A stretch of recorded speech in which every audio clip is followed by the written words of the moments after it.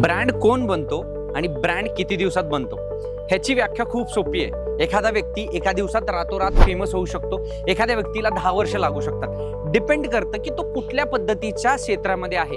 एखादा व्यक्ती ब्युटी क्षेत्रामध्ये असेल तर त्याला ब्रँड बनण्यासाठी 1 दिवसही पुरेसा असतो, कारण त्याचे लुक्स मॅटर करतात। एखादा व्यक्ती फूड इंडस्ट्रीमध्ये असू शकतो, ज्याला ग्रो करण्यासाठी वेळ लागू शकतो।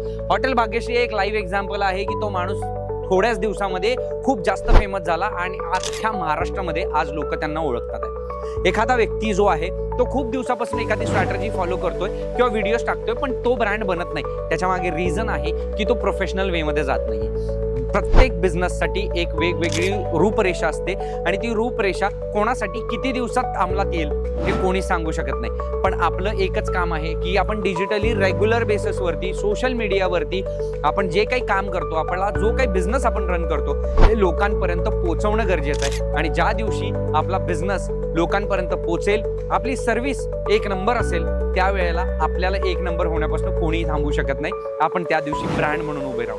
आणि जर तुम्हालाही ब्रँड बनायचं असेल आणि तुम्हाला सुद्धा एका क्रिएटिव्ह टीम बरोबर काम करायचं असेल, ज्यांच्या माध्यमातून तुम्ही ग्रो करणार आहात, हे जर तुम्हाला माहिती असेल आणि तुम्हाला सुद्धा वैयक्तिक लेवलवरती ग्रो करायचं असेल तर डेफिनेटली द ब्रँड बिल्डर्सचा कॉन्टॅक्ट करा। आम्ही तुमच्यासाठी एक व्यवस्थितरित्या एक टीम बिल्ड करू, जी टीम क्रिएटिव्हली तुमचा बिझनेस ग्रो करण्यामध्ये तुम्हाला हेल्प करेल।